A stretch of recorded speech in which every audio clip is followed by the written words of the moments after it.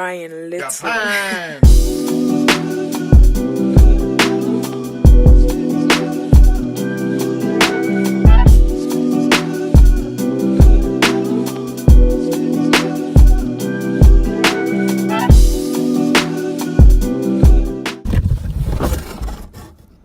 What are you guys doing in there?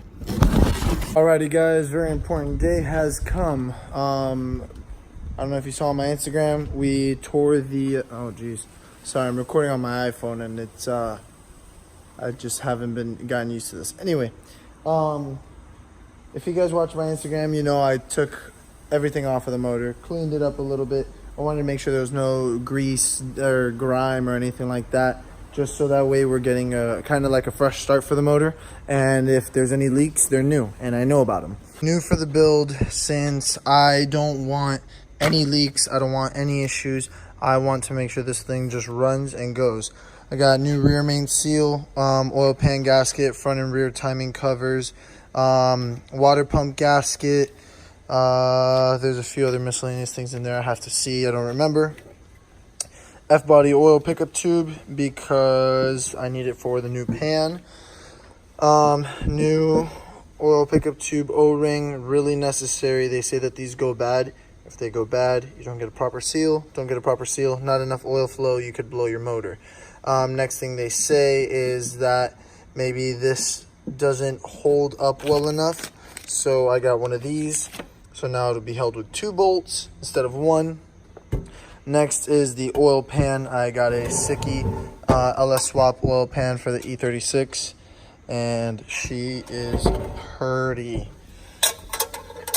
So, being said, we can pretty much just get right to it. We have a lot, not really a lot to do actually. It seems pretty simple and straightforward, but let's get to it. I did forget to mention that I will be saving the rear timing cover and the rear main seal for later on this week, since currently it's on this engine stand and working in the back. Yes, it's possible, but it's just not effective when literally in a few days I'm going to be picking up the motor and doing the whole transmission thing and putting it all together and all that.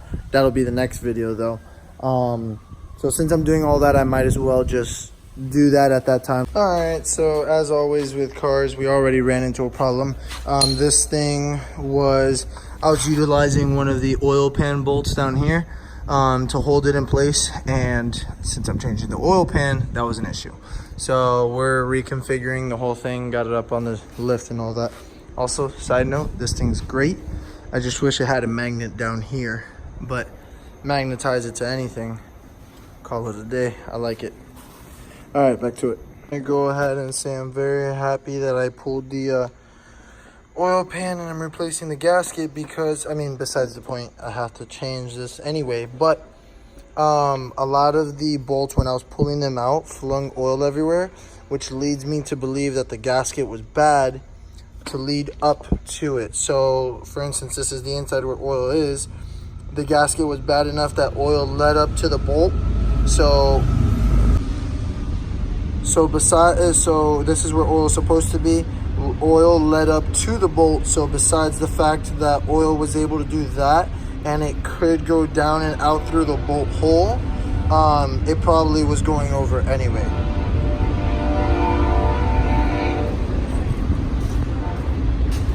Initial impressions on the motor, looking around, I don't see anything horrible. You know, this is normal wear with a 100,000 mile motor. I don't see anything really bad, to be 100% honest. Well, pickup tube looks fine. I don't see a bunch of stuff clogged in there.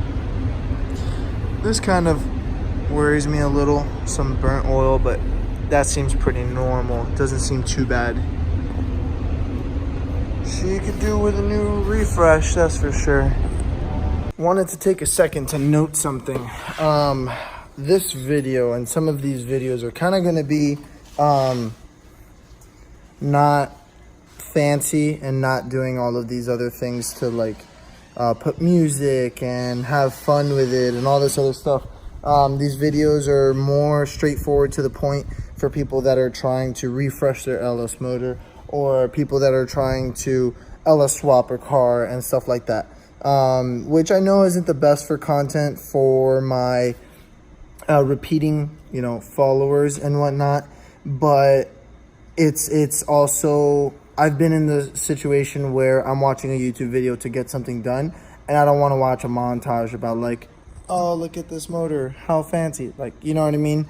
I kind of like, what happened, tell me little tips and tricks. So I hope you guys understand that this isn't the normal content, especially if you're watching this new. I hope that you follow and continue following, because I drift and we have a blast. We really do. And I will put more exciting things to watch.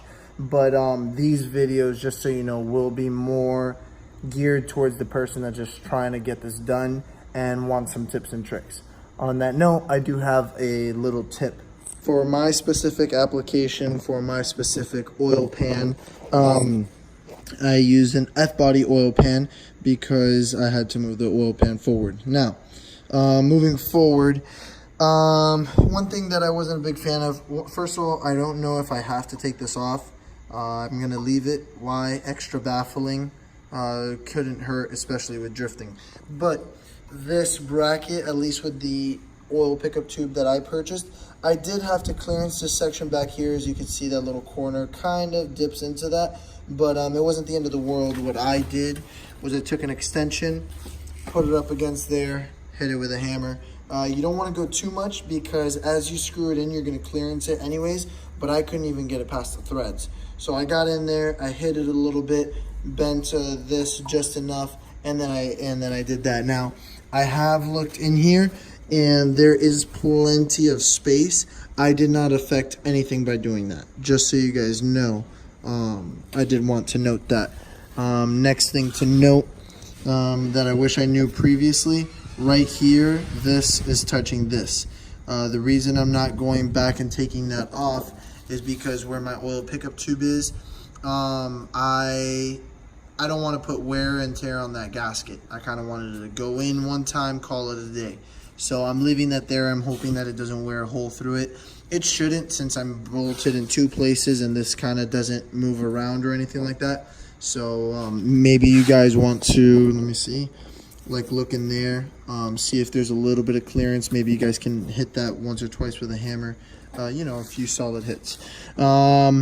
Next thing to note, if you guys are still ordering things, this is kind of a really good upgrade.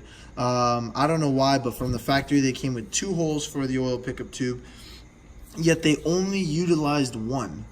That makes no sense to me. Why go through all the trouble of tapping and threading a second hole and not utilizing it? But either way, I did purchase this, so that way there's no issue there, and it went in pretty easy. One thing that I didn't like is that they came with 8mm bolts instead of coming with a 10mm. 10mm just for me seems standard. It came with a 10mm in it, but they used an 8mm. It didn't make sense, but either way, got that tightened in. Another thing is, don't use a gun on this. If you use a gun on this, you may not over tighten it. It's not about that. It's the way that you're seating your oil pickup tube, the O-ring. You want to do it by hand and do like 2 turns here, 2 turns there, 2 turns here, 2 turns there, 2 turns here, 2 turns there.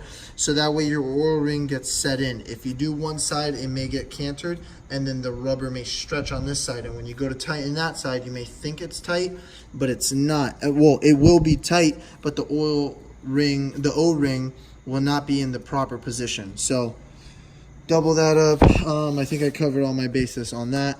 This is pretty much ready to go and put that on. I will note that I tried to take off the harmonic balancer just by pry bars and whatnot on that side. I'm going to have to get a pulley puller. I'm going to get that tomorrow, and then we will return to this video then. I'm going to go ahead and put the oil pan on tonight and show you guys that process.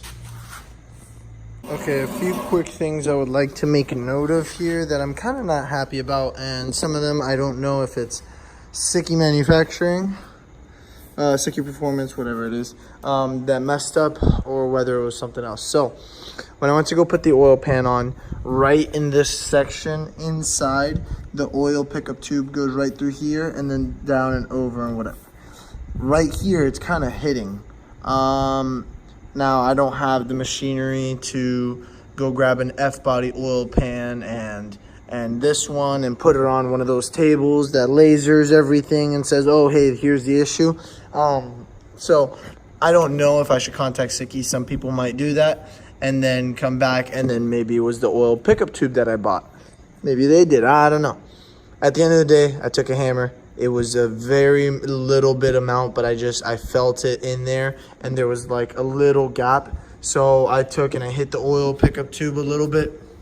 It bent it back a little bit and I looked at the oil pickup tube. It didn't kink it. It didn't squish it. It did a hair.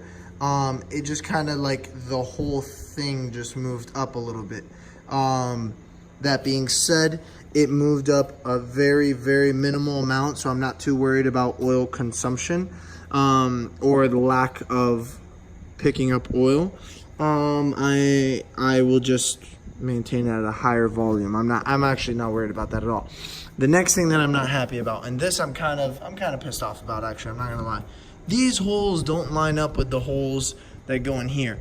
And it's not like the hole is just one hole in the middle. It's like they're off by like a hair, just enough to where I get it in there and I can't. And now I slid the oil pan up, but then I slide the oil pan up and I get the one bolt on, but then it shifted everything over and those can't go in. So I'm really actually not happy about that at all. I don't know what I'm gonna do. It's just enough where I can say send it and grab a bolt and just all the way in and hope I never have to take it out again, at least not for a while. But I'm really not happy about that. And I don't know what to make of it. I don't know what to do. So I'm going to think about that and maybe get back with you guys on a decision that I'm going to make about that. Next thing is, you can see this bolt. It's nice and in the center. No issues. This one, however, is literally touching the sidewall. And if you look in there, you can't see, but just take my word for it, the hole for the bolt is actually further forward. So why is it, you know, I can kind of get the bolt in there. Maybe if I shave a little bit of, where'd it go? I'll show you. This isn't it, but it's a good example. If I take a grinder to the edge here and just all the way around and make the lip on it smaller, I may be able to get it in there since the actual hole is in its normal position and you can see the majority of it. I may be able to get away with it, but I'm not happy about that either. But it's on. I'm going to figure out those little kinks and get back to you guys on that. All right, so now it's like 3 days later, something like that. I got promoted at the job that I'm at, and it's a lot more workload and whatnot, so things have been really hectic, but it's not stopping me. I'm very interested in making more videos, number one. Number two, working on my car. Another reason why I kind of waited a few days is because I went ahead online and just ordered my own pulley puller instead of buying one, just because this is not the first LS I'm going to build. I definitely plan on building some more. So I went ahead and bought like a pretty good one. I don't know if Aries is a good brand, but this thing feels really heavy duty. And it comes with the different size rods for distances and whatnot, the bolt, and it's pretty nice. I'm very happy with it. Plus, this harmonic balancer has a chip missing, so I am going to actually end up taking this one off and doing another one. But you know, for right now, this will work, and that's all for the future. I'm gonna go ahead, clean this shop up, and then we're gonna start. All right, it's not the cleanest, but all the stuff's off the desk. There's no fixing that because there's just all of that's parts for the LS swap. But anyways, I swept the floor. I stacked it all up over there. And then I got a little excited. I pulled the pulley off. I got another front cover and the motor's sitting like this. I got the rag and I cleaned up where the gasket goes. That way we can put a new gasket. And then I already did the same over here. So pretty much I'm gonna put the gasket on now. So all I've done is really put the gasket in, or I'm sorry, the seal And then I painted the outside. That took some time because it's cold here, so I wanted to take it inside and put it on the little spatial heater that I have there. But anyway, so this gasket, there is a specific way to do it. The loop versus the flat side. Loop is on the right when you're looking at it from the front. That might save you some time. I did it all, and then I looked and there was a loop sticking out, and I was like, ah, dang it. But anyways, this gasket is really cool. It has like rubber by the threads, so you can actually thread it in a little bit. So that's what I've done, is done at least 4 of them. That way that'll hold my gasket in place, and I can literally just line it up and then start threading. Makes it a lot easier. You really don't have to focus on placing the gasket in the right spot and all that to line up with the holes. And then once again with gaskets, I know I did the outside ones right now, but as far as tightening goes, I'm going to start with the center ones. Well, I should probably start with the top and work my way down. The whole point is that instead of starting on the outside of a gasket and working your way in and then possibly having a pinch point, you want to work from the inside out and spread it evenly. So since this is like a U, instead of starting at the bottom and moving up and then might have a pinch point up here, I'm starting with these two, then these two, then these two, and then these two, spreading it out towards the bottom. Okay, so I know it looks like I've done a lot. I'm sorry, my mom called me and she started talking and I just started working, and you know, a lot happened.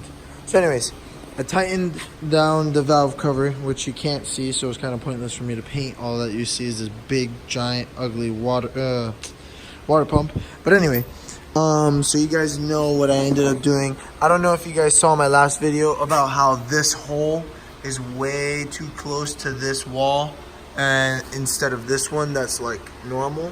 So what I did was I took a screw and I like cut the edges off. I ground them all down just to the bare nut part, and I screwed it in, and as you can see, even that was still really close. So not too happy with that, but anyways, I did that, put that one on, all of it's tightened down properly, and then I started tightening this. I took it as far as I could, but then I started turning the motor, so I'm gonna let it be for now, and then whenever I put on the clutch and the transmission, I'll worry about that. I have it written down on my list of things to do before I finish the car, so that's one of them. And then I just put the pump on. Now, the pump was more of a pain in the butt because it doesn't come with the little rubber tabs on the inside of the thread, so I wasn't just able to thread it on. So what I did was, and here's my little trick, I guess, is I just did the top one. So I put the top one and I just kind of hung the little gasket on there, and it was, you know, flailing around and whatnot. So you lift it up and I put that top bolt and that top bolt, and I just got it like 2 or 3 threads in, and then you could just reach underneath and move the gasket out a little bit so that you could put these bolts on, and then the bottom ones obviously will line up. So I got that secured. Next is going to be the alternator. Alternator and power steering pump bracket, but it's going. I have it mounted with the power steering pump already, so we're gonna go ahead and throw that on. All right, so I was putting the pump on, but I've worked this entire time with clean hands, and then the last second when I'm almost done and ready to go inside, this thing is so filthy. Look at that. So I think what I want to do is I'm going to take off the pulley, take out the actual pump, pressure clean it all, and then maybe even wire wheel this down and paint it. I don't know about all that yet, just because what happens with these things is you paint this, and this looks great because you were able to wire wheel this all, but then in there it looks like total hell because you can't wire wheel in there, so your paint just sits on top of all of that, and it looks horrible. So if I want my motor to look pretty, I'll just have to buy another bracket, like the nice fancy brackets that you get offline or whatever, or just, you know, run it for now. That way I can run my car, drive it, make sure everything's good. And then I'll go ahead and switch the alternator to this side. I'll get the whole Fox body situation. That way my hood can shut properly. But I'll do that when I get the wide body. Okay, so I couldn't get the pump off. I kind of just ended up using the big gun, and then that stripped out. And I was completely in. It was the right size. It was just, that thing is really, really, really locked on there. So, that being said, I pressure cleaned it how it is. I'm not too worried about it because I do. This is going to sit so tall. I don't know if you guys know, but these, they're supposed to be the compressor down there, and they make brackets so you could put the alternator down there, and then the power steering pump sits there, and that way the whole motor is lower. I'm running a stock truck intake for now, so it doesn't really matter because they're going to be about the same height. But very, very soon I'm going to be getting LS1 intake, LS2, something like that. I'm going to do my research, pick the right intake, and then when I do that, I'm going to get the brackets and move that down there. So this is kind of a temporary solution. I just didn't want it to be dirty because right now I can really work on this thing with no gloves, no nothing, and everything is clean. I've taken everything apart. I've painted it for a reason. I didn't want something to be greasy on there. So pressure cleaned it. I just got one bolt in, threading in the other bolt. We're going to go ahead and put this together and then probably get the intake manifold on before we put the alternator, because that kind of like takes up a lot of space. But it's starting to look like a motor again. Well, I mean, you know, a complete motor again. I'm very, very, very excited for this. It's looking good. Okay, I want to take one quick second to ask you guys' opinion about something. This video, to me, I mean, I haven't edited it yet. The motor's still where you guys saw it. I'm still in the same point. I was just thinking, this video seems almost kind of boring to me. Like just building the motor, and I've been kind of like, this is this and that is that and whatever, and it is more straightforward. But I'm doing this because I do take you guys' feedback, and I take it to heart, and I want to, you know, make good content for you guys. So that being said, someone commented on my I believe it was the first E36 LS swap video, and I'm not saying anything bad about it, but they said that like, oh, there's a lot of frills, just kind of like get to the point. You know what I mean? It's kind of in blunt is what he said. You know what I mean? Which didn't bother me at all. I'm not upset about it in any way. I just took his advice and I kind of ran with it, and I'm like, okay, true. Whenever I do an LS swap video, like information as in building the LS motor or any DIY basically video that I do, because this is kind of going in the DIY section, I'm going to do it with that sort of consensus around it. Consensus? Maybe that's not the right word, but either way, with that kind of structure. I'm just gonna, you know, first I did this and then I did that and then I did that. I really, you know, appreciate you guys' feedback, and I want to make good videos that you guys enjoy as well. So let me know how you guys are feeling about these DIY videos. I mean, obviously very soon, once the car is done, I am going to have a few DIY videos, but at the same time, a lot of my videos are going to go back to more normal, more entertaining videos. I'm going to put more thought and effort into the editing process and into camera angles and time lapses and music and all of this other stuff that goes into making good videos. I just want to know what you guys' thoughts are on these. Should I make these like that as well, or should I, you know, are you guys gonna stick with the channel if I continue to make some videos like this and then some videos or more videos with audio and fun and all that stuff? So if you guys can leave me some feedback, great. If not, I'm just gonna roll with what I've been doing. DIYs are gonna be more like this, and normal videos are gonna be funner. Leave me a comment down below. I really appreciate that. But we'll get back to it.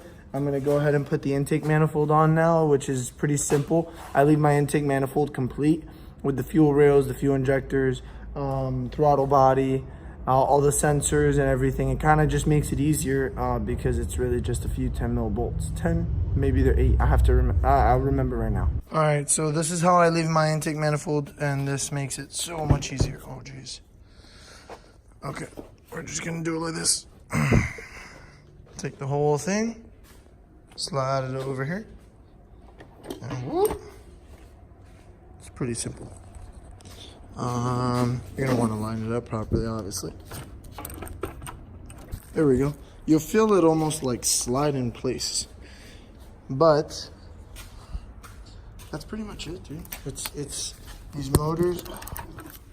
These motors are literally the simplest thing in the world. All right, so I'm gonna go ahead and probably end this video out here. My next video is going to be mating the 350Z transmission to this motor. That video will be up on Sunday, next Sunday. So maybe sooner, I don't know. Keep an eye out for it, but I'm gonna be posting that video very soon if you guys are interested in that. And that being said, turn the little bell notification on. That's gonna make it a lot easier for you guys to see when I post the next video. So hope you guys liked the video. If this was an instructional video for you, you guys are looking to redo the seals on your motor, then I hope this helped. If it did, leave a thumbs up, comment, like, subscribe, do the whole 9, guys, and I will see you guys in the next video. Keep it sideways.